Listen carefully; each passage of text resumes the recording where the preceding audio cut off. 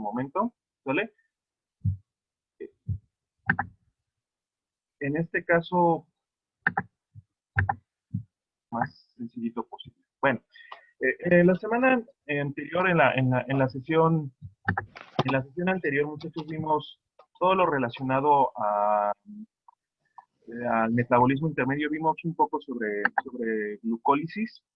Entonces, en este caso, la forma en como nosotros lo vemos de una forma práctica es a través de dividirlo en dos periodos importantes, en el periodo postprandial y en el de ayuno, ¿vale? En los libros de bioquímica o generalmente este tema se maneja basado en la división de las vías metabólicas en catabólicas y anabólicas, ¿no? En anabolismo y catabolismo. Entonces, generalmente las vías anabólicas llevan el sufijo génesis y las vías catabólicas llevan el sufijo lisis, ¿vale? Pero verlo de esta forma, o sea, yo les podría dar como ejemplo una génesis, una vía anabólica, pues puede ser, por ejemplo, la glucogenogénesis, es decir, la formación de glucógeno, pero pues también una vía anabólica, una génesis podría ser la cetogénesis, ¿vale? Y lo mismo podríamos mencionarlo con las catabólicas. Podríamos mencionar una vía catabólica como la glucogenólisis, es decir, la degradación de glucógeno, que será lo contrario a glucogenogénesis, pero igual podríamos mencionar a la glucólisis. También la glucólisis es una lisis, ¿no? La lipólisis. Sin embargo, por ejemplo, tanto la glucólisis como glucogenólisis y como la lipólisis se llevan a cabo en momentos completamente diferentes. Entonces, no es lo mismo hablar no es lo mismo hablar de lipólisis que de glucólisis, ¿no? O sea, al punto al que quiero llegar es que se llevan en dos momentos distintos, ¿sale? Entonces, por ejemplo, la glucólisis se lleva a cabo, es una lisis, pero se lleva a cabo en periodo postprandial, ¿sale? Mientras que la lipólisis, por ejemplo, se lleva a cabo en periodo de ayuno. Lo mismo, si habláramos de la glucogenogénesis, la formación de glucógeno, esto se lleva a cabo en periodo postprandial. ¿Por qué? Porque una vez que nosotros comemos, las reservas de energía nosotros las vamos a guardar en forma de glucógeno o la lipogénesis también, vamos a guardar reservas de grasa, ¿vale? Pero, por ejemplo, si hablamos de la cetogénesis es una génesis, la formación de cuerpos cetónicos, pero esto se lleva ya en un periodo de ayuno. Vamos a ver este apartado dividiendo las vías metabólicas de esta forma.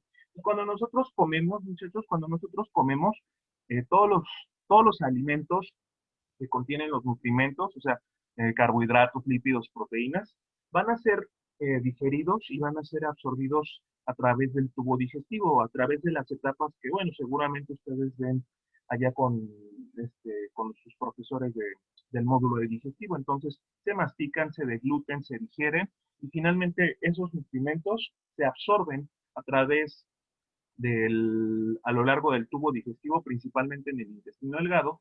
Y hablando en particular de los nutrimentos energéticos, pues van a ser importantes porque estos nutrimentos van a ser utilizados por medio del metabolismo intermedio para formar energía, pero también pueden ser utilizados para reservas energéticas como la, los triglicéridos, como el glucógeno, ¿vale? Y, por ejemplo, los aminoácidos me van a servir para formar tanto proteínas estructurales, para formar tejidos, como también proteínas funcionales para diversas funciones en el organismo. En este caso pueden formar enzimas, hormonas, proteínas de transporte, etcétera.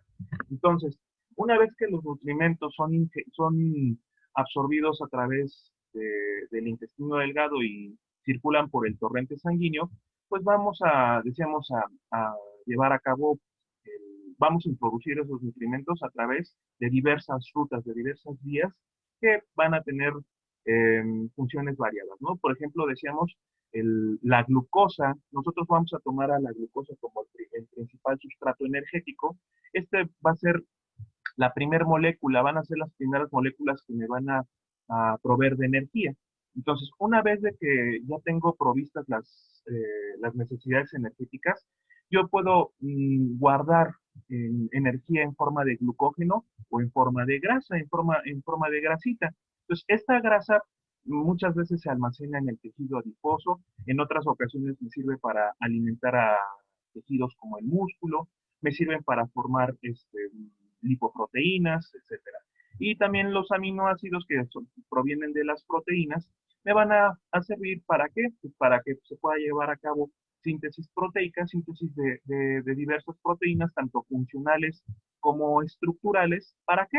Pues para en un momento dado conservar los tejidos, conservar en este caso los tejidos como el músculo, ¿sale? Formar moléculas funcionales como enzimas, como hormonas, como proteínas, decíamos, de transporte, ejemplo, la hemoglobina, entre otros. Pero nosotros entonces decimos, en el momento que nosotros comemos, o sea, si yo, por ejemplo, me estoy comiendo una torta de milanesa, esa torta tiene glucosa, tiene monosacáridos, tiene ácidos grasos, tiene aminoácidos, y decíamos, todo eso lo vamos a llevar a cabo, lo vamos a utilizar en el metabolismo intermedio, pero el principal sustrato que me va a aportar energía es la glucosa, son los carbohidratos. Entonces, de todos estos, la glucosa es la que principalmente me provee de energía y en este caso de nosotros vamos en este caso a elevar las concentraciones de glucosa y de los demás nutrimentos. Pero entonces la glucosa cumple un papel importante, porque entonces además yo la glucosa la puedo censar, la puedo medir a través de un estudio de laboratorio. Entonces cuando nosotros comemos tenemos una elevación en las concentraciones plasmáticas de glucosa, las cuales van a ir disminuyendo paulatinamente hasta normalizarse en el torrente sanguíneo. ¿Esto por qué ocurre? Pues porque precisamente por medio de hormonas como la insulina es una hormona proteica cuyo receptor está localizado en la membrana, ¿sale? Y este receptor de membrana lleva a cabo un mecanismo de acción que ya lo comentábamos en su momento, que está ligado mucho a la cascada de tirosina sinasa, ¿vale? Entonces, cuando se lleva a cabo esta cascada de tirosina sinasa, decíamos, lo que ocurre en el organismo es que hay transportadores de glucosa que van en este caso a favorecer la entrada de glucosa a las células. Entonces, uno de los transportadores que trabaja por medio de insulina es el GLUT4. Este GLUT4, este transportador de glucosa 4, va a trabajar a través de la acción de la insulina. Entonces, la insulina es algo así como una llave para que las moléculas de glucosa que yo estoy teniendo, que yo estoy ingresando por la acción de comer, van a ingresar y una vez que ingresan las moléculas de glucosa, estas se van a transformar en piruvato y a su vez el piruvato se va a meter al ciclo de Krebs para formar energía. Pero una vez que se forma el piruvato y ya se formó el ATP, nosotros vamos a guardar reservas energéticas en forma de glucógeno o en forma de grasa. Entonces vamos a poder llevar a cabo el proceso de glucógenogénesis, de lipogénesis o de esterificación de ácidos grasos. Entonces, inicialmente las moléculas de glucosa ingresan a la vía de la glucólisis, forman piruvato y este piruvato se transforma en acetilcoenzima para entrar al ciclo de Krebs y formar energía. Entonces vamos a empezar por esta parte. Nuevamente vamos a repasar esto. Esto es como una especie de repaso, ¿vale? Entonces, cuando nosotros estamos poniendo, por ejemplo, si yo me como una torta, decíamos, una torta de milanesa, esas glucosas que están en el pan, ¿vale? Todos los carbohidratos que están en este caso en la torta, me van a servir inicialmente para formar energía, para proveerme de energía. Claro que también ingresan ácidos grasos, ¿no? Aminoácidos, ¿no? De las proteínas, pero bueno, nos vamos a centrar en la parte de glucosa. Entonces, cuando nosotros comemos, se elevan temporalmente las concentraciones plasmáticas de glucosa. Estas moléculas de glucosa van a ingresar a la célula, ¿sale? Y estas esta glucosa plasmática va a ir normalizándose conforme vayan ingresando las moléculas de glucosa. Todo esto gracias a la acción de la insulina.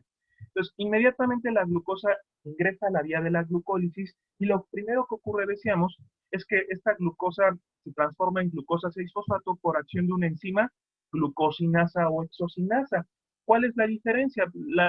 Tanto la glucosinasa como la exosinasa fosforilan a la glucosa, ¿vale? La gran diferencia que hay entre una y otra es que la glucosinasa se va a localizar en tejidos como el hígado, ¿vale? El hígado es un órgano metabólico por naturaleza. Entonces, la glucosinasa va a ser la enzima clave, o la glucosinasa y exosinasa van a ser las primeras enzimas clave que van a fosforilar a la glucosa en glucosa 6-fosfato. En el caso de la glucosinasa se va a localizar en hígado, también se localiza en el páncreas, en el islote pancreático. Por ejemplo, cuando veamos mecanismo de acción, secreción de insulina, perdón, cuando veamos cómo se sintetiza y cómo se secreta la insulina, vamos a volver a manejar a la glucosinasa como parte de ese mecanismo de secreción. Entonces, la glucosinasa y la exosinasa van en este caso a fosforilar la glucosa. La exosinasa en este caso es una enzima clave igual, pero que se localiza en tejidos extrahepáticos, en tejidos como el músculo, por ejemplo, ¿no? Entonces, de hecho, la glucosinasa forma parte del grupo de las exosinasas, ¿sale? Bueno, entonces, esta va a ser nuestra primera enzima clave, o nuestras primeras enzimas clave de la glucólisis. Entonces, una vez que se transforma la glucosa en glucosa 6-fosfato, por acción de una isomerasa se transforma en fructosa 6-fosfato. Aquí no mencionamos una enzima clave, ¿sale? Decíamos la sesión anterior, la diferencia entre una enzima clave y una que no es clave es precisamente que su reacción es reversible, ¿sale? En el caso de las enzimas clave, vean, la reacción es irreversible.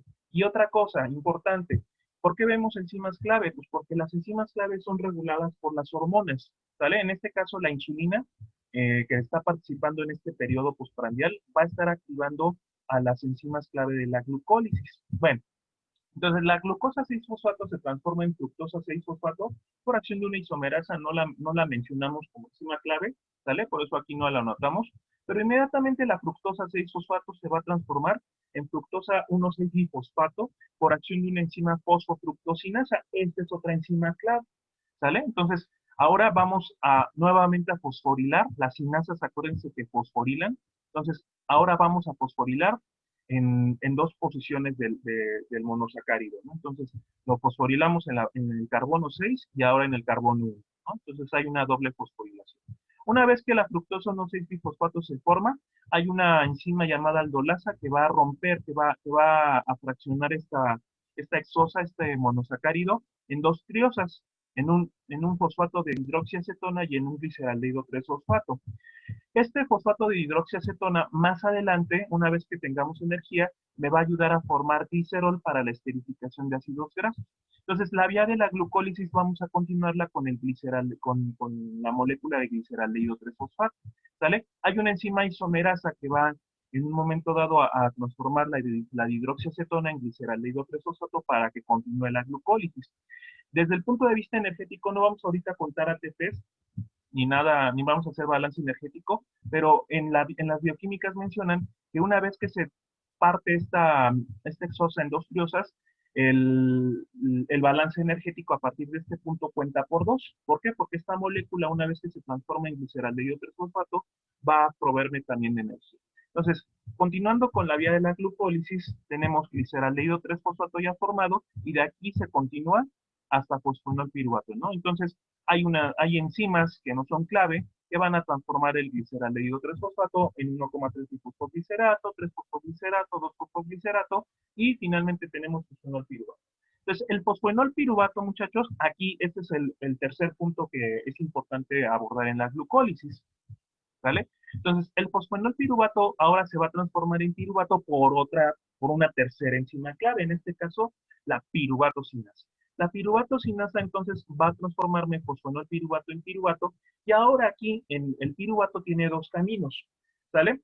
Si nosotros tenemos bajas concentraciones de oxígeno o en el caso de tejidos como los glóbulos rojos, como los eritrocitos que no cuentan con mitocondrias, esto representa una mitocondria, van a llevar a cabo la vía anaeróbica, la vía de la glucólisis anaeróbica. ¿En qué consiste la glucólisis anaeróbica? En el que el piruvato se va a transformar por acción de una enzima lactato deshidrogenasa, se va a transformar en una molécula de lactato, ¿sale? Sin embargo, si tenemos una buena oxigenación de tejidos, una buena perfusión de los tejidos, y si tenemos mitocondrias, la vía de la glucólisis va a continuarse dentro de la mitocondria. Entonces, el piruvato va a ingresar a la mitocondria y ahora se va a transformar en acetilcoenzima A por acción de una enzima llamada piruvato deshidrogenasa. Esta es nuestra cuarta enzima clave y esta podríamos decir que esta es exclusiva de la vía aeróbica. ¿Sale? Entonces tenemos dos vías, la vía anaeróbica que forma lactato y la vía aeróbica que me va a formar acetilcoenzima A y finalmente la acetilcoenzima A va a meterse al ciclo de Krebs para formar los demás productos, ATP, CO2, agua y coenzimas náticas, ¿no? Entonces, nuevamente aquí vemos el fosfonol piruvato por acción de la piruvato sinasa se transforma en piruvato. El piruvato, si estamos hablando de la vía anaeróbica, se transforma en lactato. Esto ocurre con bajas concentraciones de oxígeno, cuando los tejidos no están bien perfundidos, cuando hacemos un ejercicio intenso, cuando hacemos ejercicios de pesas, demandamos mucha cantidad de oxígeno y esto va a favorecer la vía anaeróbica. También, por ejemplo, tejidos como decíamos, los eritrocitos que no cuentan con mitocondrias, pues llevan a cabo para obtener su energía, van a llevar a cabo la vía anaeróbica.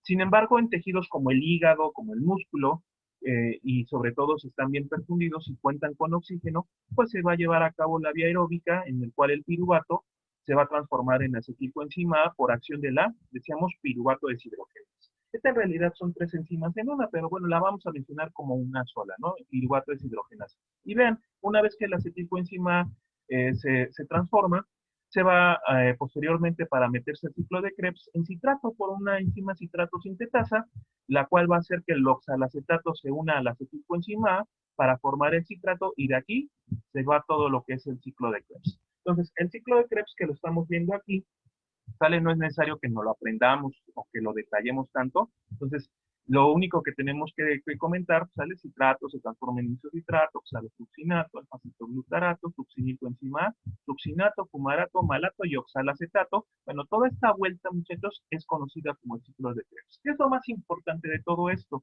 Pues los productos que se obtienen, energía en forma de ATP, se calcula que se obtienen, que se ganan aproximadamente unas 38 moléculas de energía, pero además se obtienen CO2, agua y coenzimas NADIFAT que también van a acarrear electrones. ¿Para qué? Pues para que estos me puedan servir para la cadena respiratoria y formar más energía, ¿no? En total, entonces, se forman estos cuatro productos. ¿Sale? Entonces, ¿cuál es el objetivo de todo esto? Entender que a través de la oxidación de esta glucosa, a través de la glucólisis aeróbica, se van a obtener moléculas energéticas. Entonces, eso es lo que primero hace el organismo. Una vez que ya nosotros tenemos suficiente energía, muchachos, cuando tenemos ya las reservas energéticas cubiertas, las concentraciones altas de ATP o la presencia de ATP y de citrato una vez que se forma por medio de la glucólisis, pues lo que van a provocar es que ahora las demás moléculas de glucosa que vayan ingresando no se van a ir a la vía de la glucólisis porque ya tengo energía en este caso, ¿sale? Ni tampoco se va a tirar la glucosa finalmente se va a aprovechar. Entonces, imagínense, si yo, por ejemplo, ya me comí mi torta de milanesa y se me ocurre, por ejemplo, agregarle un pastelillo, pues todas esas moléculas de glucosa que ingresen por el pastelillo, entonces se mete nuevamente a la vía a la célula, se fosforila la glucosa, pero aquí ya no va a alimentar a la glucólisis porque yo ya tengo reservas de energía y ya tengo cantidades importantes de citrato, producto del ciclo de que la acetilcoenzima se metió al ciclo de Krebs. Y todo esto, muchachos, va a provocar que se bloquee esta parte, se va a bloquear la fosfofructosinasa y ya no, por lo tanto, ya no va a continuar la glucólisis. Entonces, ¿qué va a pasar? La fructosa 6-fosfato se va a transformar en glucosa 6-fosfato. Decíamos que este es un paso reversible. ¿Para qué? Para que la glucosa 6-fosfato, todas las moléculas que yo estoy ingresando de más, ahora se van a ir a formar glucógeno, ¿vale? A través de la glucógenogénesis. Entonces, la glucosa 6-fosfato se va a transformar en glucosa 1-fosfato y a través de diversos procesos donde participan proteínas como la glucogenina, participa un trifosfato de uridina. Bueno, hay varios procesos, pero sobre todo el más importante, por medio de una enzima clave llamada glucógeno sintasa, ¿vale? O glucógeno sintetasa también le llaman, se va a formar el glucógeno. Entonces, lo que va a hacer la glucógeno sintetasa va a ser que estas moléculas de glucosa se vayan uniendo para formar este polisacárido. Como este polisacárido es ramificado, también para formar las ramificaciones del glucógeno participa una enzima que no es clave, pero bueno, la mencionamos, llamada enzima ramificante.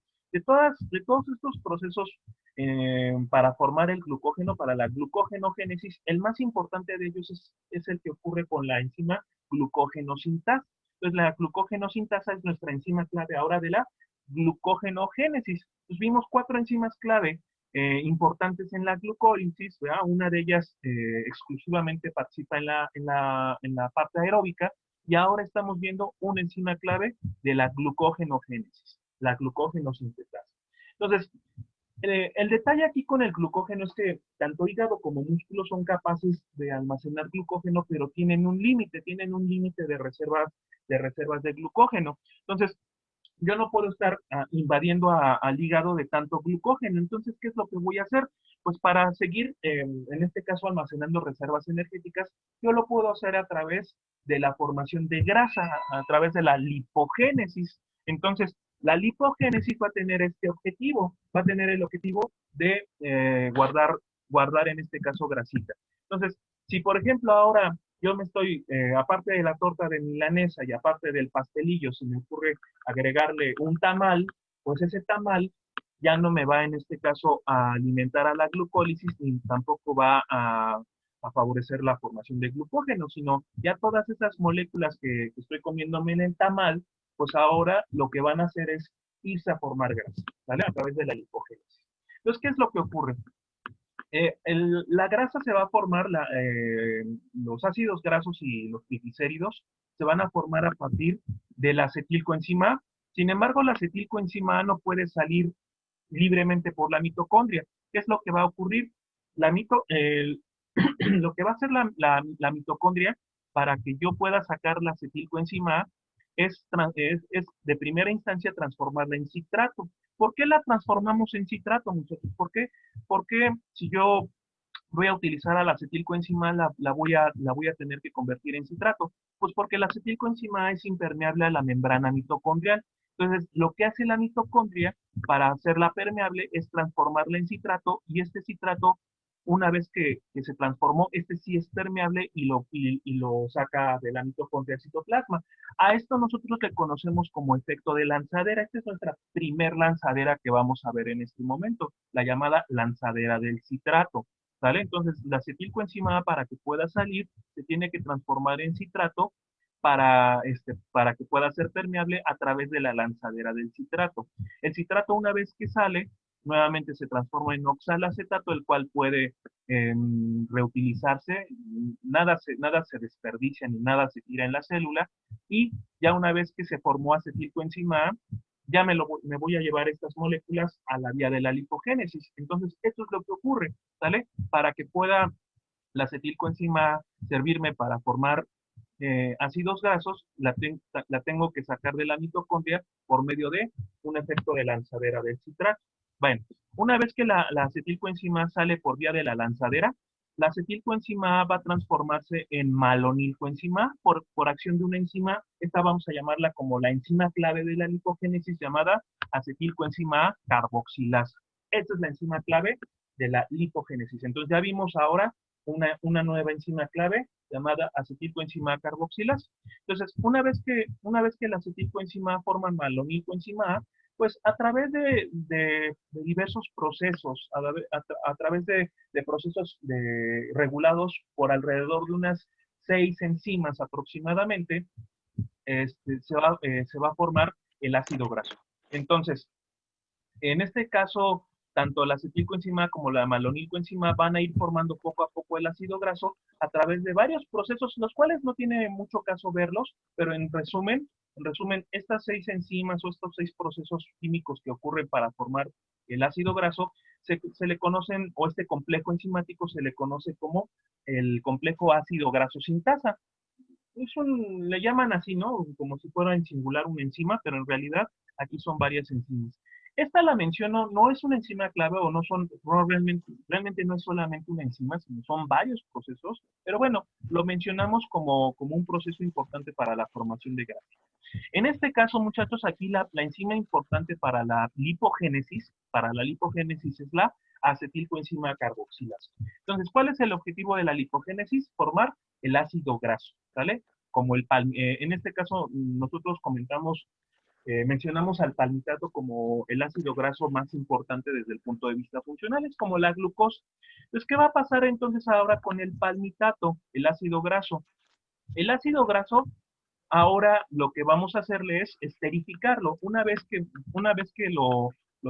llevamos a cabo la lipogénesis, vamos a llevarlo a la esterificación de ácidos grasos. Entonces, ¿qué es lo que vamos a hacer de inicio? Vamos a transformar el palmitato en palmitoicoenzima. ¿Qué es lo que vamos a hacer? Agregarle una coenzima por medio de una enzima para transformarlo en esta molécula, y este ácido graso lo vamos a sacar al tejido adiposo para guardar aquí la grasita. Entonces ahora lo que vamos a ver en este caso es la esterificación de los ácidos grasos. Entonces, ¿qué ocurre en la esterificación de ácidos grasos? Bueno, pues este ácido graso, muchachos, este ácido graso ya formado previamente, ahora en este caso lo vamos a transportar al tejido adiposo, ¿sale? Para que lo podamos esterificar. La esterificación ahorita vamos a ver en qué consiste, pero de inicio, muchachos, este ácido graso dentro de la célula, en este caso dentro del hígado, se va a unir a una lipoproteína, se va a unir a una apoproteína para formar una lipoproteína llamada VLDL, y esa VLDL va a ser el transportador de esta molécula o de estas moléculas. Entonces, una vez que se forma la lipoproteína, sale a la circulación, sale por todo el torrente sanguíneo, y una vez que esta lipoproteína llega al tejido adiposo, para que pueda soltar el ácido graso, o sea, yo no voy a meter a la lipoproteína completa, sino yo lo que necesito es meter el ácido graso, ¿sale? Estos ácidos grasos que están representados aquí, y la forma en como yo voy a desprender el ácido graso para poderlo meter de la lipoproteína es a través de una enzima de la membrana del adipocito llamada lipoproteína lipasa. Esta lipoproteína lipasa es otra enzima clave que para nosotros va a ser muy importante para la esterificación de ácidos grasos. Entonces, la enzima clave para llevar a cabo este proceso es la lipoproteína lipasa. ¿Qué es lo que va a hacer? Meter el ácido graso para esterificar los ácidos grasos, para llevar a cabo la síntesis ahora de triglicéridos. Entonces, fíjense muy bien, muchachos, ya una vez que metimos el ácido graso por medio de la lipoproteína lipasa, entonces los ácidos grasos que ya están dentro se van a unir a moléculas de glicerol. Si ustedes recuerdan, el glicerol estaba formado gracias al metabolismo de la glucosa. Entonces decíamos, la glucosa se transforma en hidroxiacetona, y la hidroxiacetona se transforma en glicerol 3-fosfato y posteriormente en glicerol. ¿Para qué? Para llevar a cabo la esterificación de ácidos grasos. Entonces, este glicerol proviene de la glucosa, y estos ácidos grasos que provienen de la lipogénesis e ingresaron gracias a la lipoproteína lipasa, se van a unir al glicerol para formar triglicéridos, para formar la molécula de triacilglicerol. En esencia, esto es a lo que nosotros le conocemos como la esterificación de ácidos grasos. ¿Qué va a ocurrir? El ácido graso se une al glicerol, ¿sale?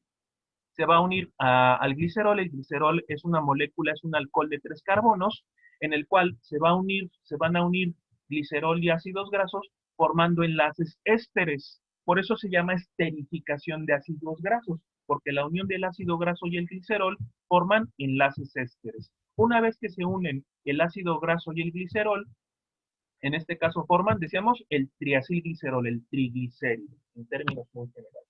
En resumen, en el periodo postprandial, lo que se va a llevar a cabo son cuatro vías metabólicas principales. La primera de ellas es la glucólisis, luego continuamos con la glucogenogénesis, después llevamos a cabo la lipogénesis y finalmente la esterificación de los ácidos grasos. Entonces, aquí, en este esquema está representado ya en forma de resumen todo lo que nosotros estábamos platicando en estos momentos. Entonces, la glucosa ingresa, se fosforila por una glucosinasa exocinasa, luego continúa la vía glucolítica hasta formar piruvato. Si tenemos bajas concentraciones de oxígeno, lo mandamos al lactato a través de la glucólisis anaeróbica, y si no, el piruvato ingresa, sale, se transforma en acetilcoenzima por una piruvato deshidrogenasa, el cual se transforma en citrato y alimenta el ciclo de Krebs. Una vez que tengo energía, ahora vamos a formar glucógeno a través de la glucogenogénesis, y una vez que ya tengo mis reservas de glucógeno llenas, en este caso, ahora lo que vamos a hacer es llevar a cabo tanto la lipogénesis, ¿sale? En este caso, la acetilcoenzima se transforma en citrato, y decíamos, por acción de lanzadera, se transforma en acetilcoenzima A, y de ahí sigue la vía de la lipogénesis, ¿no? Malonil, palmitato, y el palmitato, que ya es el ácido graso formado, se va a transformar en palmitoilcoenzima A, se transporta por vía de una lipoproteína, y a través de una lipoproteína lipasa ingresa el ácido graso para posteriormente esterificarse, ¿no? Para llevar a cabo la esterificación de los ácidos grasos. ¿Sale? Esto en este cuadrito, en resumen, ¿verdad? Están todas las vías que vimos en este momento, el sustrato de cada una de las vías, por ejemplo, el de la glucólisis, tanto anaeróbica como aeróbica, el sustrato es la glucosa, por supuesto. Si hablamos de la vía de la anaeróbica, el producto es lactato, y si hablamos de la vía aeróbica, pues se forma energía, CO2, agua, nadipaticiano, ¿no? Y tenemos todas las enzimas clave. En el caso de la glucólisis anaeróbica, tenemos 3 enzimas clave, y en el caso de la glucólisis aeróbica, se agregan, además de estas 3 enzimas, la piruvato deshidrogenasa que se encuentra en mitocondria. Decíamos, la enzima clave de la glucogenólisis, una vez que se forma glucosa 6-fosfato, por medio de una glucógeno-sintasa, se transforma en glucógeno. En el caso de la lipogénesis, la enzima clave es en este caso la acetilcoenzima A carboxilasa, ¿sale? La lipogénesis inicia a partir de acetilcoenzima A para formar palmitato, y la esterificación de ácidos grasos inicia a partir de este ya ácido graso formado, ¿vale? La enzima lipoproteína lipasa participa en esta vía metabólica para formar el triacilglicerol. Importante, muchachos. Estas vías en periodo postprandial van a ser activadas principalmente por una hormona llamada insulina. ¿Sale? También la T3 y la T4 en concentración normal activan a estas vías metabólicas. Ahora, aclaración. La glucogenogénesis, es decir, esta vía metabólica, la formación de glucógeno, también va a ser activada por cortisol y por hormona de crecimiento, pero esto lo vamos a ver más adelante. Lo que quiero que quede claro, muchachos, es que en el periodo postprandial, todas estas vías van a ser estimuladas, y la hormona que va a participar activamente en esta estimulación principalmente es la insulina, ¿sale? Y T3 y T4, es decir, las hormonas tiroideas en concentración normal.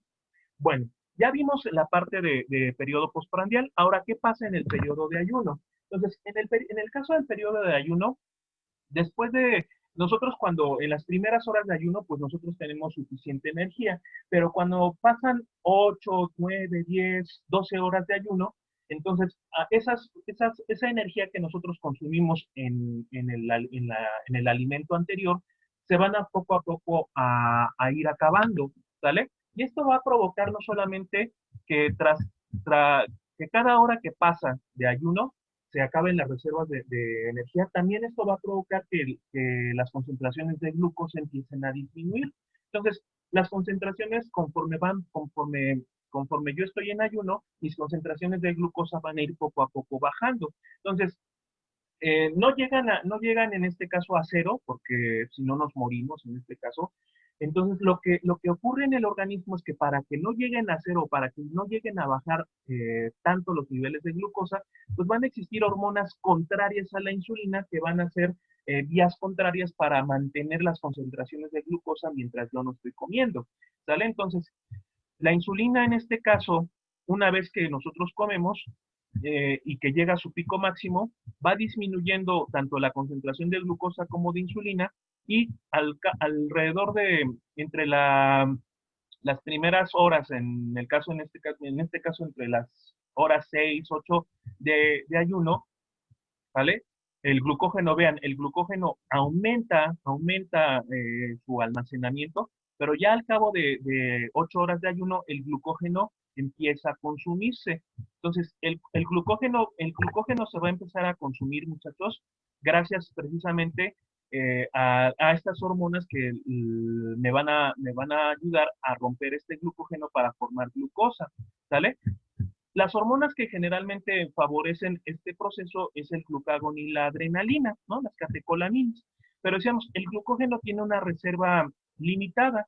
Entonces, para mantener las concentraciones de glucosa, en este caso, también lo que vamos a llevar a cabo es un proceso al que le vamos a conocer como gluconeogénesis. La gluconeogénesis es aquel proceso en el cual se va a formar glucosa a partir de sustratos que no sean carbohidratos. Entonces, tanto la glucogenólisis como la gluconeogénesis, perdón, la gluconeogénesis me van a mantener los niveles de glucosa en concentraciones normales. ¿Por qué? Porque yo no estoy comiendo, ¿sale? Y las hormonas que van a participar en la gluconeogénesis, además del glucagón y la adrenalina, también aquí van a participar ya en un ayuno, estamos hablando de ayuno de más de 16 horas, ¿no? En ayunos prolongados, aquí ya participan hormonas como el cortisol y también la hormona de crecimiento tiene un papel muy importante en esta parte.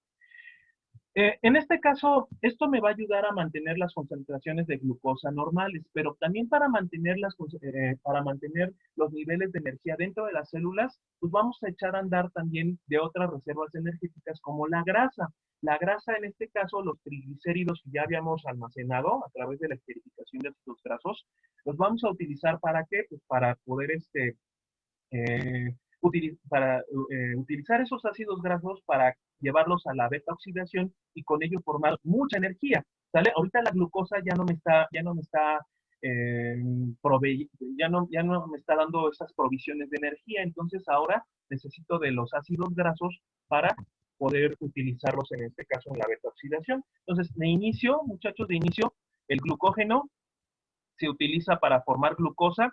La glucosa, en el caso del hígado, la glucosa va a tener la posibilidad de salir al torrente sanguíneo para eh, proveer al cerebro, por ejemplo, de glucosa, ¿sale? Y en el caso del músculo, este glucógeno muscular que se está formando, el propio músculo lo va a utilizar, ¿sale? Sin embargo, cuando llegamos a periodos de ayuno prolongado, ¿sale? Estamos hablando ya de más de 16 horas, las hormonas como el cortisol o la hormona de crecimiento hacen de que ahora la formen como ya nos acabamos las reservas de glucógeno, ahora lo que vamos a hacer es formar glucosa nueva a partir de lactato, de glicerol y de aminoácidos, es decir, de sustratos que no sean carbohidratos. Pero además el tejido adiposo me va a favorecer en este caso me va a favorecer el ácido graso que, eh, que me forme energía por medio de la beta oxidación. Entonces vamos a empezar ahora viendo lo primero que ocurre en las primeras horas de ayuno. En este caso vamos a ver la glucogenólisis, que es lo contrario a la glucogenogénesis, es decir, ahora este glucógeno que estaba almacenado lo vamos a transformar en glucosa 1-fosfato y en glucosa 6-fosfato, lo vamos a romper.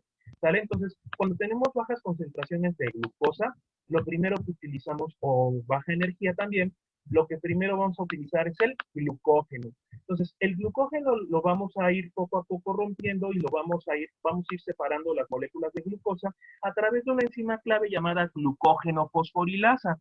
¿Sale? Esta glucógeno fosforilasa, mucha atención con esto. Hay una hepática y una muscular. Entonces, la glucógenolisis se puede llevar a cabo tanto en hígado como en músculo. Entonces, la glucógeno fosforilasa va a transformarme el glucógeno en glucosa 1-fosfato. Como decíamos, el glucógeno es ramificado, aquí va a participar también una enzima que va a deshacer esas ramificaciones llamada enzima desramificante. ¿Sale? Nada más que, bueno, no es una enzima clave, nada más la mencionamos. Aquí la enzima importante es la glucógeno fosforilasa, ¿no? Hepática y muscular. Entonces, la glucosa 1-fosfato se transforma posteriormente por una mutasa en glucosa 6-fosfato y en el caso del hígado, muchachos, en el caso del hígado, el objetivo de esta glucogenólisis va a ser sacar glucosa para mantener los niveles de glucosa normales. ¿Para qué? Para que también la glucosa salga y alimente a tejidos como el cerebro, por ejemplo, que necesitan de glucosa, ¿sale? Y quiere decir entonces que esta glucogenólisis va a meterse aquí por vía de la glucosa 6-fosfato A, formar glucosa, ¿no? O sea, se mete hacia la gluconeogénesis para formar glucosa. En el caso de los músculos, muchachos, en el caso del músculo, el músculo no cuenta con esta enzima que vamos a ver más adelante, y por lo tanto el músculo es incapaz de sacar glucosa, ¿sale? Es incapaz de sacar esta glucosa, y por lo tanto lo que va a hacer el músculo es que una vez que se realiza la glucogenólisis, se va a meter a la vía de la glucólisis para formar energía, para que el propio músculo pueda tener energía. Pero esto es gracias a que el músculo carece de esta enzima. Esta enzima se llama glucosa 6-fosfatasa, ya la vamos a ver en la vía de la gluconeogénesis. Entonces, una vez que este glucógeno se acaba, este glucógeno hepático y muscular, entonces esto me va a servir temporalmente para mantener los niveles de glucosa normales, pero al final de cuentas este glucógeno no va a proveer de glucosa al organismo de forma eterna. Entonces, de igual forma, los niveles de glucosa van a seguir bajando, los niveles de energía van a seguir bajando, ¿sale? Esto me ayudó temporalmente, pero yo necesito tanto de glucosa, necesito mantener los niveles de glucosa como de energía en niveles normales mientras estoy en ayuno. Entonces, hablando particularmente de la energía, decíamos la lipólisis, a través de la lipólisis y a través de los ácidos grasos, yo voy a obtener mucha energía para los tejidos. Entonces, por ejemplo, tejidos como el hígado no necesitan de glucosa para formar energía. Entonces, el hígado, ¿sale? El mismo músculo puede utilizar a los ácidos grasos como fuentes energéticas. Entonces, ahora lo que vamos a ver es en este caso la lipólisis.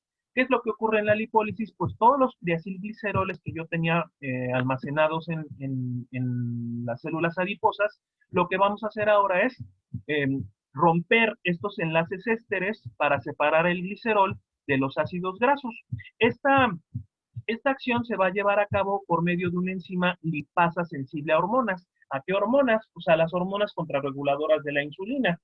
Va a ser sensible a glucagón, va a ser sensible a catecolaminas, en parte también los glucocorticoides y la hormona de crecimiento también van a favorecer la acción de esta enzima lipasa sensible a hormona para que se rompan los enlaces ésteres y se separe el glicerol de los ácidos grasos. Todo esto que estamos viendo aquí en esta imagen se conoce como lipólisis, ¿vale? Entonces, ¿qué va a pasar ahora con los ácidos grasos y el glicerol? Van a salir a la circulación y van a llegar a los tejidos como el hígado, sobre todo al músculo. Por ejemplo, los ácidos grasos también alimentan al músculo para formar energía, y en el caso del glicerol se van a meter a tejidos como el hígado para llevar a cabo la gluconeogénesis. Entonces, fíjense muy bien, en términos generales, aquí nosotros estamos viendo ahora la lipólisis, donde el triacilglicerol se separa en ácidos grasos y glicerol, ¿vale? Por acción de una lipasa sensible a hormona. Y entonces estos ácidos grasos, muchachos, estos ácidos grasos salen a la circulación, llegan a los tejidos para meterse a la vía de la beta-oxidación. Y el glicerol, en tejidos como el hígado, van a introducirse ¿para qué? Para que vayan a alimentar a la gluconeogénesis. ¿Por qué? Porque no solamente tengo baja energía, sino también tengo bajas concentraciones de glucosa. Entonces, para mantener las concentraciones de glucosa, el glicerol me va a servir para formar glucosa y mantener los niveles de glucosa normales. Entonces, vamos a hablar primero eh, de la beta-oxidación. Entonces, en el caso de la beta-oxidación, decíamos, una vez que el ácido graso es separado por medio de la lipólisis, el ácido graso entra a las células. Por ejemplo, vamos a hablar de una célula hepática, ¿vale? Vamos a hablar del hígado. Mencionas mucho al hígado porque es un órgano muy, muy metabólico, es un órgano metabólico por naturaleza. Entonces, el ácido graso, los ácidos grasos para meterse a la beta-oxidación, primero que nada lo que va a ocurrir es que una molécula de coenzima A lo va a transformar en acilcoenzima A, y de esta forma se va a meter a la beta-oxidación para formar energía. Pero para que se meta a la beta-oxidación necesita de varios pasos. Entonces, nuevamente, tenemos el ácido graso, el cual unido con coenzima A lo transformamos en acilcoenzima A, y esta acilcoenzima A va a ser la que va a introducirse para llevar a cabo la beta oxidación, pero para que pueda atravesar la membrana mitocondrial, toda esta imagen representa la membrana mitocondrial. Vean lo que ocurre. La acilcoenzima A se va a unir a una molécula de carnitina que se encuentra aquí en la membrana mitocondrial para formar acilcarnitina. Esta carnitina va a ser clave, va a ser una molécula clave, va a ser una molécula muy importante para meter el ácido graso. Para que se pueda unir la carnitina con el ácido graso, con la acilcoenzima, vamos a utilizar una enzima clave llamada acilcarnitin transferasa 1. Algunos se llaman carnitin palmitoil transferasa tipo 1. ¿Por qué? Porque se refieren particularmente al palmitato, ¿no? O bueno, al palmitoil coenzima A. Entonces, esta primera enzima clave va a ser importantísima para llevar a cabo la beta oxidación, para que el ácido graso pueda ingresar y se pueda llevar a cabo este proceso. ¿Sale? Una vez que el ácido graso se unió a la carnitina, ahora para que pueda ingresar a la matriz mitocondrial, entonces la acilcarnitina viaja a la membrana interna y ahora se va a separar. Ahora en lugar de unirse, se va a separar de la carnitina y esto lo va a realizar la enzima acilcarnitin transferasa tipo 2. Entonces, una vez que se separa el ácido graso de la carnitina, el ácido graso ingresa a la mitocondria y la carnitina se separa. ¿Para qué? Para acarrear otro ácido graso que va a ingresar y lo mismo ocurre. Entonces, por aquí participa este proceso dinámico que lleva a cabo la carnitina, también es favorecido por una translocasa, por una enzima llamada así carnitin translocasa, la cual pues, solamente se menciona, pero como tal no es clara. Entonces, estas dos enzimas, muchachos, así carnitin transferasa 1 y 2, van a ser las enzimas clave para llevar a cabo la beta oxidación. Como tal, no llevan a cabo esta vía metabólica. Lo único que hacen es favorecer la introducción del ácido graso al interior de la mitocondria. ¿Para qué? Para que una vez que se introduzca la mitocondria, se lleve a cabo la beta oxidación. Entonces, vean, esto ya como tal en esta imagen vemos ya en forma explicada lo que es la beta oxidación. En este caso tenemos ya el acilcoenzima A, el cual lo vamos a transformar en transenoilcoenzima A, 3-hidroxiacilcoenzima A, 3-cetoacilcoenzima A, y luego aquí, fíjense lo que ocurre. Una vez que se transforma esta molécula, lo que va a ocurrir es que a través de una enzima, ¿sale? Me va a separar del ácido graso una molécula de acetilcoenzima A y el ácido graso, pero de menos 2 carbonos. Es decir, voy a separar una pareja de carbonos. Si este ácido graso, como el palmitato, vamos a ejemplificar al palmitoilcoenzima A. Si el palmitoilcoenzima A o el palmitato tiene 16 carbonos, una vez que ocurre este proceso, lo que se va a obtener como productos de esta beta oxidación es una molécula de acetilcoenzima A y un ácido graso de menos 2 carbonos. Es decir, si al inicio tenía eh, una molécula de 16, aquí voy a tener una molécula de 14. ¿Qué es lo que le pasa a este ácido graso de 14 carbonos? Se vuelve a meter a la beta oxidación y ahora pierde otra pareja de carbonos en forma de acetilcoenzima A y ahora en este caso voy a tener un ácido graso de 12 carbonos, el cual se mete a la beta oxidación para seguirse beta oxidando, para seguirse cortando en parejas de carbonos y obtener acetilcoenzima. Entonces, a través de este proceso de beta oxidación se obtienen muchas moléculas de acetilcoenzima, las cuales se van a introducir al Krebs, al ciclo de Krebs. Entonces, todas estas moléculas que se están produciendo de acetilcoenzima se van a meter, o la gran mayoría, mejor dicho, se van a meter al ciclo de Krebs para formar energía, muchachos, mucha energía, ¿sale? Si de la glucosa se obtienen 38 ATPs en promedio, de los ácidos grasos se van a obtener el triple o hasta el cuádruple de moléculas de alta energía. ¿Cuál es aquí el asunto? Que la acetilcoenzima se va a formar tanto, o sea, por medio de esta beta oxidación de ácidos grasos, y hay que tomar en cuenta que no es uno, sino pueden ser varias moléculas de ácidos grasos las cuales van a meterse a la beta oxidación. Entonces, estas moléculas de acetilcoenzima, si bien se van a meter al ciclo de Krebs, van a ser tantas las moléculas de acetilcoenzima las que se van a formar que van a saturar a la vía del ciclo de Krebs. Entonces, ¿qué es lo que va a ocurrir? Algunas moléculas de acetilcoenzima, si bien se van a meter, otras no van a lograr alcanzar a meterse al ciclo de Krebs y lo que va a ocurrir es que la mitocondria, para evitar la sobresaturación de estas moléculas, estas las vamos a transformar ahora en cuerpos cetónicos. Entonces ahora vamos a ver la cetogénesis. ¿Qué es lo que ocurre en la cetogénesis? Decíamos, las moléculas de acetilcoenzima, algunas que se forman por vía de la beta oxidación, se meten al Krebs, al ciclo de Krebs. pero las que no logran ingresar, muchachos, las que no lograron ingresar, estas poco a poco se empiezan a acumular. Entonces, cuando nosotros tenemos dos moléculas de acetilcoenzima que no lograron ingresar, estas se unen entre sí para formar acetoacetilcoenzima A. Esta molécula de acetoacetilcoenzima A posteriormente se va a transformar en una molécula de hidroximetilglutaricoenzima A, la cual ahorita en este momento omitimos en el esquema, pero esto a la postre me va a llevar a formar el primer cuerpo cetónico llamado acetoacetato. Entonces, todo este proceso que estamos viendo le conocemos como cetogénesis. Entonces, el acetoacetato, una vez que se forma a través de esta acción metabólica, el acetoacetato va a ser nuestro primer cuerpo cetónico que se va a formar. Después que se va a formar, eh, en este caso, a través del acetoacetato se van a formar moléculas de beta-hidroxibutirato y de acetona. Estos también son cuerpos cetónicos que se van a formar dentro de las mitocondrias. Los cuerpos cetónicos son moléculas, son combustibles energéticos que van a ser utilizados por el cerebro, por ejemplo, cuando ya las reservas de glucosa están muy bajitas, entonces el cerebro puede utilizar cuerpos cetónicos. Sin embargo, no es muy conveniente que se estén formando demasiado porque estos cuerpos cetónicos, si se forman en demasía, si se forman demasiado, van a provocar una enfermedad llamada cetoacidosis, que es lo que ocurre con los diabéticos, sobre todo los tipo 1.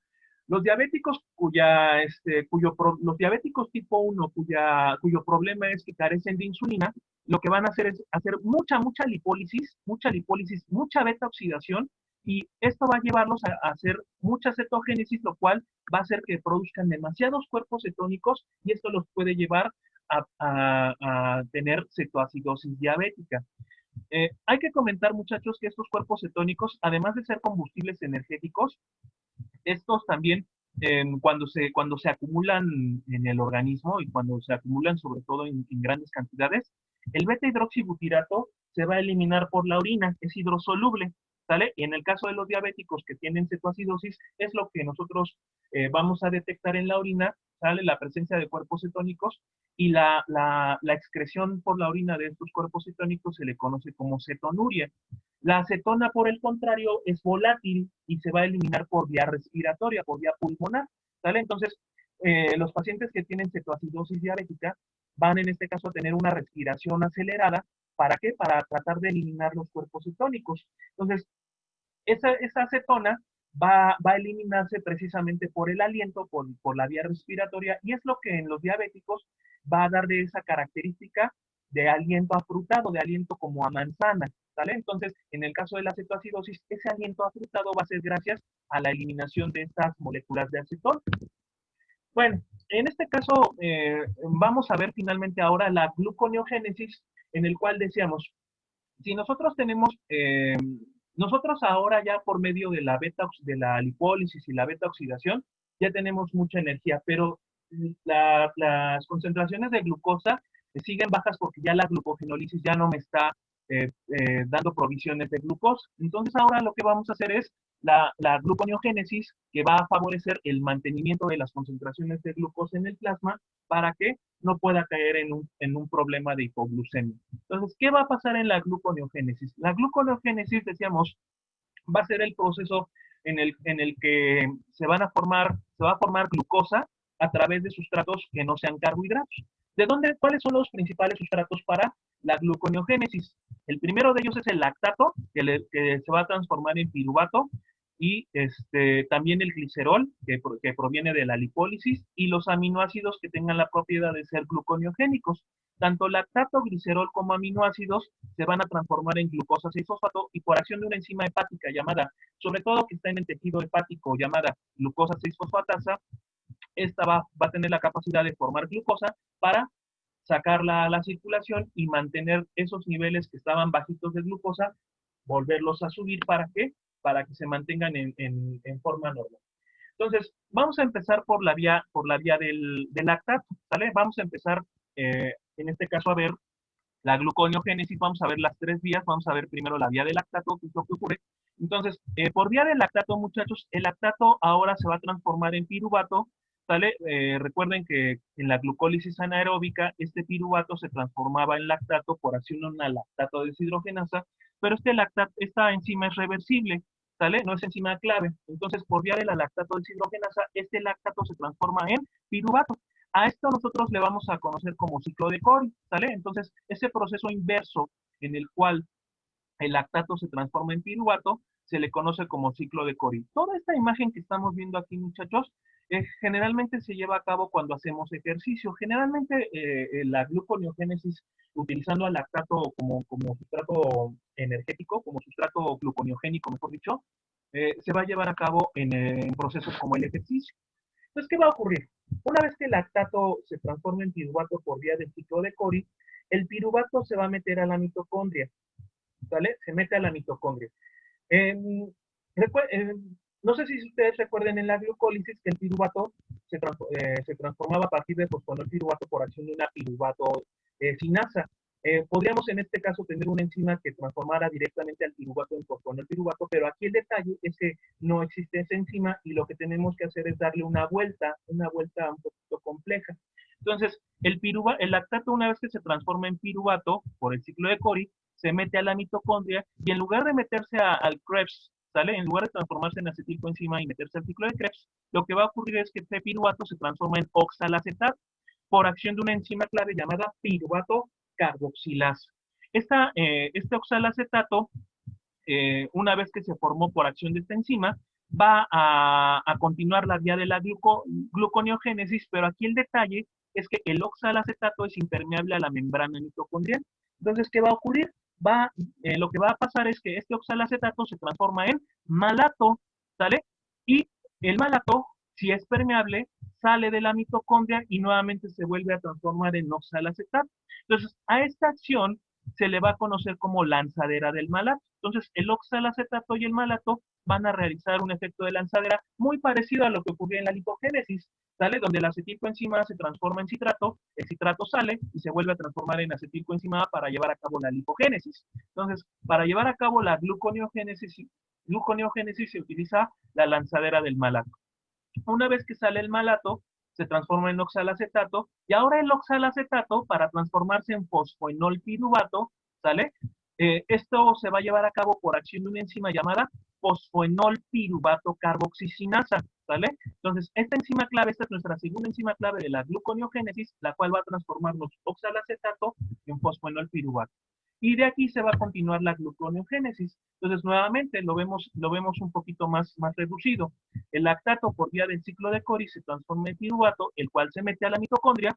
El piruvato se transforma en oxalacetato por la piruvato carboxilasa y de aquí el oxalacetato sale por acción de la lanzadera del malato, nuevamente se transforma el malato en oxalacetato y este oxalacetato por acción de la fosfoenolpiruvato carboxisinasa se transforma en fosfoenolpiruvato. ¿Qué sigue después de esto? ¿Cómo continúa la gluconeogénesis? Pues la gluconeogénesis es el proceso inverso a la glucólisis. Entonces, este fosfonolpiruvato, vean, seguimos la misma vía de la glucólisis, pero en sentido inverso, en sentido invertido. Entonces, ahora nos vamos en este sentido, ¿sale? En este sentido contrario, transformamos dos fosfoglicerato, tres fosfoglicerato, 1,3-fosfoglicerato y gliceraldehído 3-fosfato. Vean, seguimos la vía contraria, ¿no?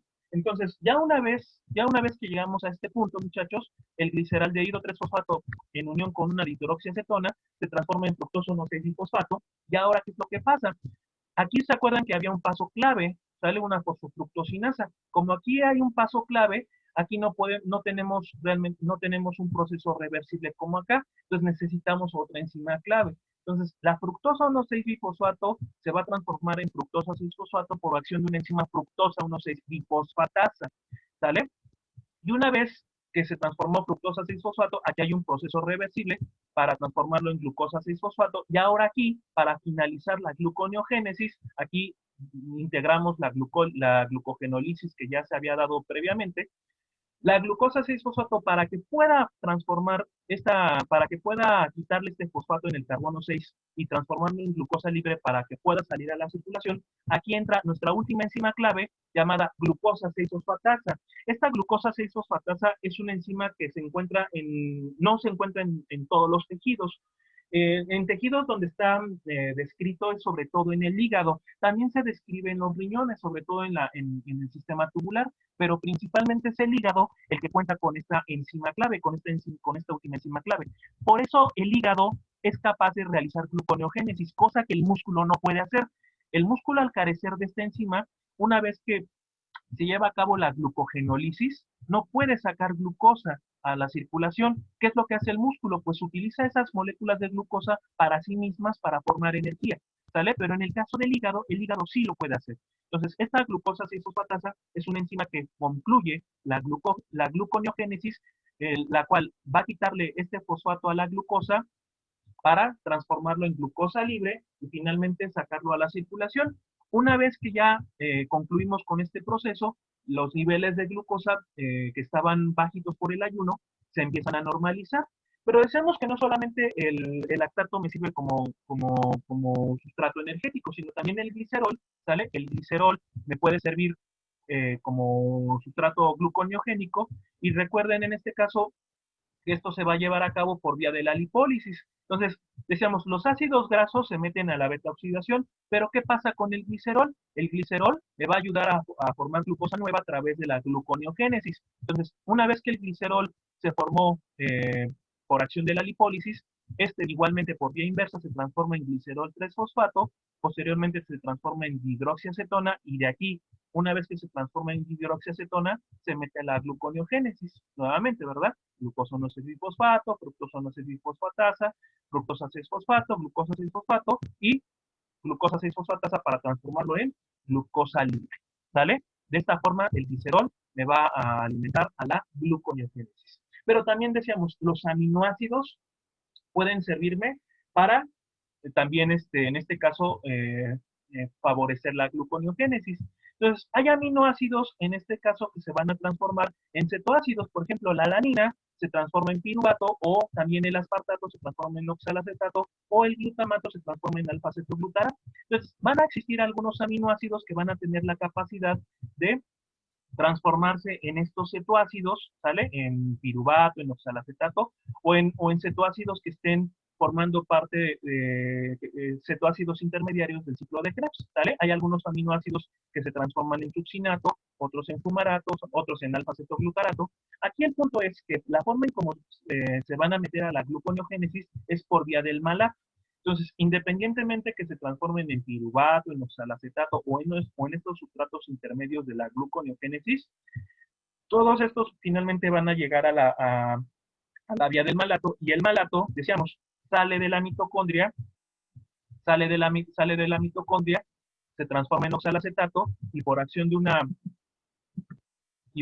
una enzima fosfonol piruvato carboxisinasa, se transforma en fosfonol piruvato y aquí se continúa la gluconeogénesis, ¿no? Esta aquí nuevamente vemos a la piruvato carboxilasa, entonces nuevamente, ¿no? Este, una vez que los aminoácidos se transforman en cetoácidos, llegan a malato, el malato se transforma en oxalacetato, por acción de una fosfonol piruvato carboxisinasa se transforma en fosfonol piruvato y de aquí nuevamente se continúa la vía que ya habíamos visto anteriormente, ¿no? O sea, las enzimas clave ya habíamos visto previamente, ¿no? Esto en resumen, ¿sale? En esta imagen se ve ya el resumen de la gluconeogénesis con las tres vías, ¿no? La vía del lactato, ¿sale? El cual se transforma en piruvato, el piruvato por acción de una piruvato carboxilasa se transforma en oxalacetato, el cual sale por la lanzadera del malato, una fosfonol piruvato carboxisinasa lo transforma en fosfonol piruvato y de aquí sigue la vía inversa a la glucólisis, que está representada en verde, ¿no? Aquí vemos también las enzimas clave de la glucólisis, ¿no? Entonces, la vía inversa. También vemos la vía del glicerol, decíamos el glicerol se transforma en glicerol 3-fosfato, en hidroxiacetona, y esta se mete a la gluconeogénesis. Y en el caso de los aminoácidos, pues los aminoácidos como la alanina se transforman en piruvato, otros como el aspartato se pueden transformar en oxalacetato, o el glutamato se puede transformar en alfa-cetoglutarato, los cuales se van a transformar independientemente de la vía que sigan, se transforman en malato, los cuales se transforman por vía de lanzadera, se transforma en oxalacetato y de aquí sigue la vía de la glucosa. En resumen, finalmente, en estado de ayuno, ¿qué vías son las que se van a llevar a cabo? Principalmente 5. la glucogenólisis, la gluconeogénesis, la lipólisis, la beta-oxidación y la cetogénesis. ¿Qué es lo que va a pasar, muchachos? Bueno, en este caso ya, en este esquema resumido, resumiendo todo lo que acabamos de hablar hace un rato, lo que va a ocurrir de inicio es que este glucógeno se va a consumir, se va a transformar en glucosa 6-fosfato, y si hablamos de que estamos en el hígado, este me va a ayudar a transformarlo en glucosa, y si estamos en músculo, este lo utiliza para fines energéticos, ¿no? Entonces, lo que primero se lleva a cabo es la glucogenólisis. En forma paralela también se va a llevar a cabo la lipólisis, sale el rompimiento del triacilglicerol, para que por una parte el ácido graso se vaya a meter a la beta oxidación, ¿sale? Para formar grandes cantidades de energía, y decíamos, muchas moléculas de acetilcoenzima van a formarse, lo que va a ocasionar formación de cuerpos cetónicos, cetogénesis. Decíamos, por parte del glicerol, el glicerol, una vez que se lleva a cabo la lipólisis, va a transformarse en glicerol 3-fosfato y se va a meter a la vía de la gluconeogénesis. Y en el caso de moléculas como lactato o aminoácidos, por ejemplo el lactato se transforma en piruvato por vía de la lanzadera, se transforma todo esto en oxalacetato, y por vía de la fosfonol piruvato carboxicinasa se transforma esto en fosfonol piruvato, y de aquí sigue la vía de la gluconeogénesis hasta llegar a glucosa 6-fosfato, la cual va a transformarse en glucosa libre por la acción de la enzima glucosa 6-fosfatasa, ¿no? Entonces, aquí ahora vemos un cuadrito en el cual se resume todo lo que acabamos de hablar: las vías metabólicas, glucogenólisis, gluconeogénesis, lipólisis, beta-oxidación y cetogénesis, con todos los sustratos que acabamos de hablar, con todas las enzimas clave que acabamos de mencionar. Vean, en la glucogenólisis hay una enzima nada más, ¿no? La fosforilasa, la glucógeno-fosforilasa que decíamos hepática muscular. En la gluconeogénesis hay 4 enzimas clave muy importantes. En la lipólisis hay solamente una enzima llamada lipasa sensible a hormona. Y en el caso de la beta-oxidación y cetogénesis, tomamos en consideración a la acilcarnitina-transferasa 1 y 2 como las enzimas clave de ambas vías, ¿sale? Para que se lleve a cabo la beta-oxidación y posteriormente la cetogénesis, es necesario que estas enzimas metan el ácido graso. Por eso las consideramos como enzimas clave, tanto de beta-oxidación como cetogénesis. Si se dieron cuenta, lipólisis, beta-oxidación y cetogénesis van mucho de la mano, ¿sale? Si se lleva a cabo lipólisis, se va a llevar a cabo beta-oxidación. Y si se lleva a cabo beta-oxidación, se va a llevar a cabo cetogénesis. Van mucho de la mano. Así como la lipogénesis va de la mano con la esterificación de ácidos grasos en el periodo postprandial, en el caso del periodo de ayuno, estas vías van a estar íntimamente ligadas. ¿Qué hormonas son las que van a llevar a cabo estas vías? En el caso de la glucogenólisis, principalmente glucagón y adrenalina. Y en el caso de la gluconeogénesis y las vías de lípidos, lipólisis, beta-oxidación y cetogénesis, además del glucagón y la adrenalina, aquí agregaríamos al cortisol, a la hormona del crecimiento y a T3 y T4 cuando están en concentraciones elevadas, cuando tenemos un problema de hipertiroidismo. ¿Vale? Preguntas, dudas, algo que comentar al respecto.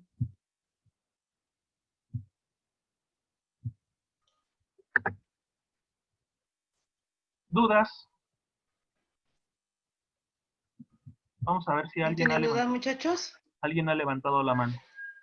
Hasta ahorita nadie ha levantado la mano, entonces por lo que veo, no hay dudas. Yo pienso que el tema quedó muy claro. Veo, por ejemplo, a Carol Itzel. Itzel, ¿tienes dudas? No. ¿No?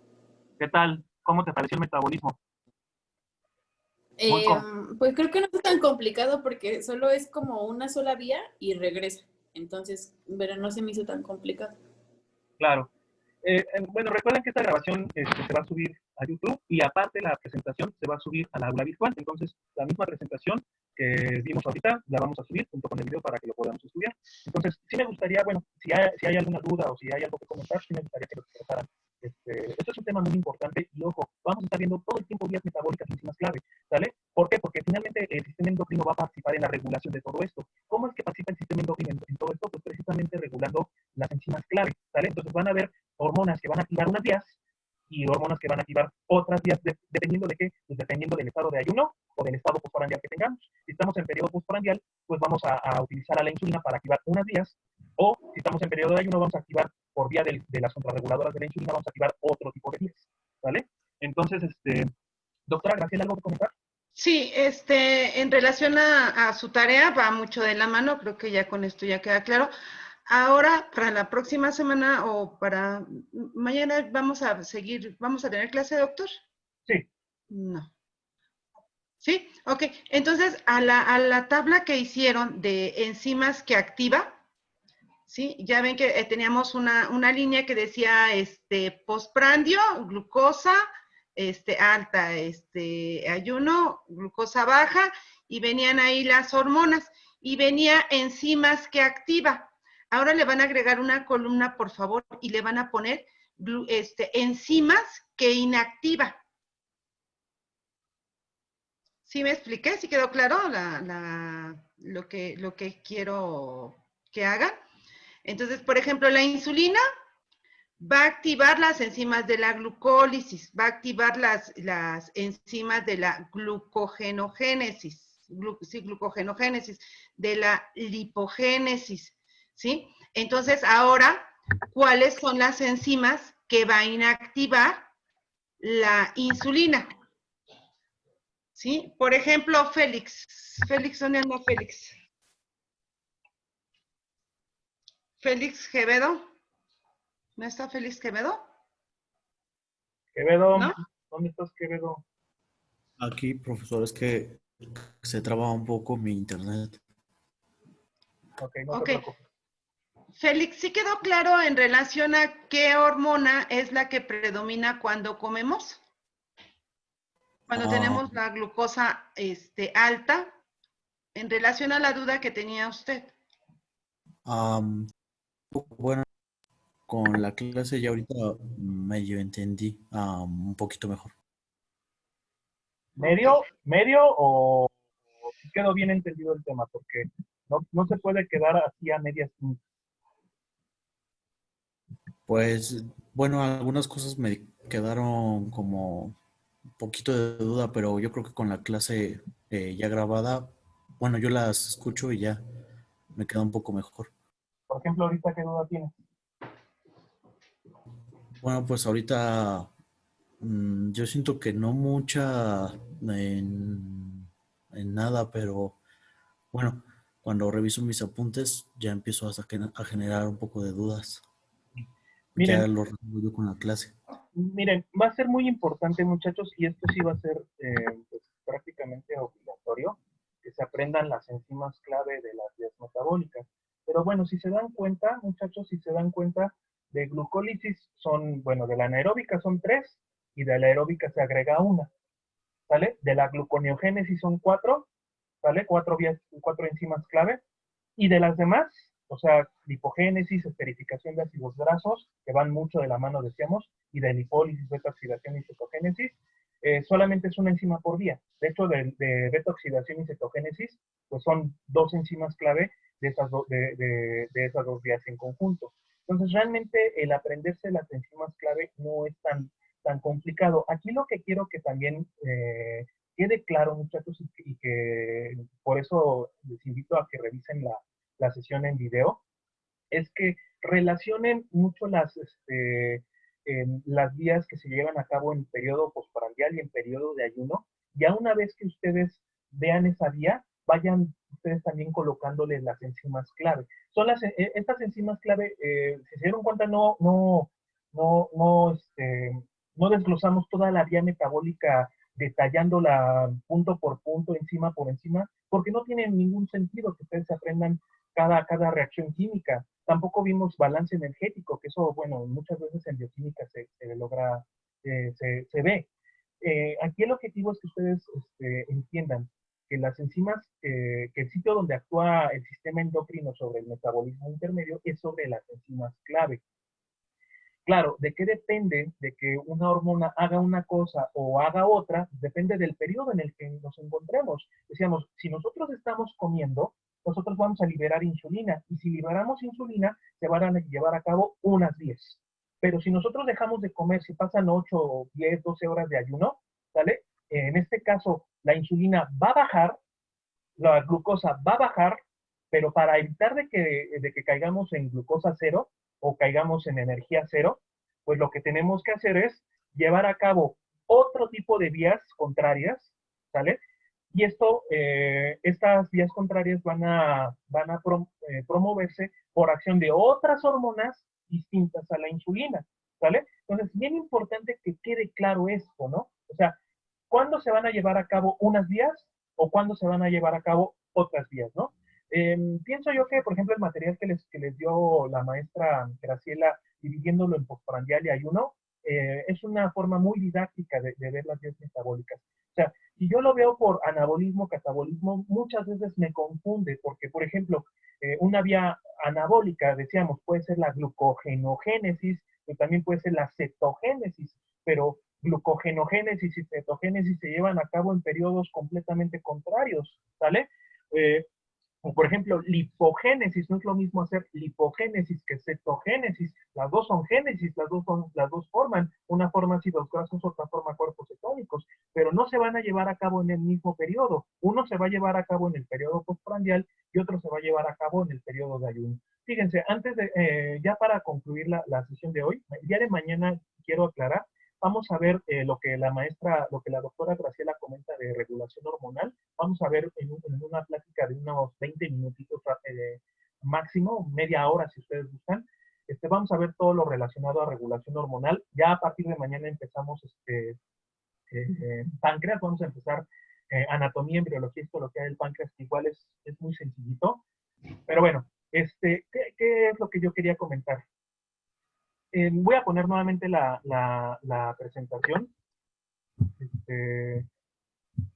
Voy a poner nuevamente la presentación de metabolismo intermedio, porque lo que quiero que se entienda, muchachos, muchas veces esto tiene muchas aplicaciones también desde el punto de vista clínico. Por ejemplo, decíamos que se puede llevar a cabo, si por ejemplo tenemos ausencia de insulina en los diabéticos, por ejemplo, se puede caer en un problema de cetoacidosis diabética. Pero algo muy común, algo muy frecuente que ocurre en este caso en los pacientes es lo que voy a mostrar a continuación.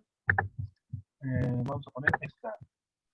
Me regreso a esta diapositiva, muchachos. Esta diapositiva representa todas las vías que se llevan a cabo cuando estamos en periodo postprandial, o sea, y cuya presencia de insulina está en ese momento, ¿no? Entonces, esto tiene mucha aplicación, sobre todo para fines de entender el tema de obesidad. ¿Por qué? Porque muchas veces los pacientes dicen, oiga, doctor, es que yo no como nada de grasa, yo la grasa la suprimí porque hasta me hace daño. Y tú le preguntas, oye, pero eh, ¿cuántas tortillas te comes? No, pues me como 2 kilos, ¿no? De tortillas. Y azúcar, no, pues sí, el azúcar no la puedo dejar, ¿no? El agua de limón, el agua de frutas, tiene más azúcar que fruta, ¿no? Y aparte me echo mi bolillo en la mañana con mi café con leche cargado de azúcar y además, decíamos, mis 2 kilos de tortillas, hasta las tortillas las agarran como cuchara, ¿no? En lugar de que utilicen la cuchara normal, utilizan la tortilla como cuchara, ¿no? Entonces ahí tranquilamente se embuchan 2 kilos de tortillas y luego acompañan su comida con una buena Coca-Cola, ¿no? Una Coca-Cola de 2 litros. Entonces dices, bueno, es un montón de azúcar lo que estás consumiendo, ¿vale? Entonces simplemente un vaso de Coca-Cola trae 16 cucharadas de azúcar, nada más una Coca-Cola. Entonces, tú le preguntas, bueno, no estás consumiendo grasa, no estás consumiendo grasa en tu dieta, pero estás consumiendo muchos carbohidratos. Entonces, vean de qué forma los carbohidratos van a fomentar la obesidad. Entonces, esta glucosa, si bien me sirve para formar energía y para guardar reservas de glucógeno, el restante de la glucosa, ¿qué va a pasar? Se va a ir a la lipogénesis, forman ácidos grasos y se va a ir a la esterificación de ácidos grasos. Estos ácidos grasos se van a la esterificación en el tejido adiposo, forman triglicéridos, pero no se forma uno, se forman varios. Y esto, si tú lo continúas a largo plazo, imagínate la cantidad de tejido adiposo que tú vas a tener. Entonces, vean que todo esto no solamente tiene implicaciones endocrinas, ¿vale? Pero también tiene muchas implicaciones clínicas, muchachos. ¿Cómo ven? Interesante, ¿no? Sí.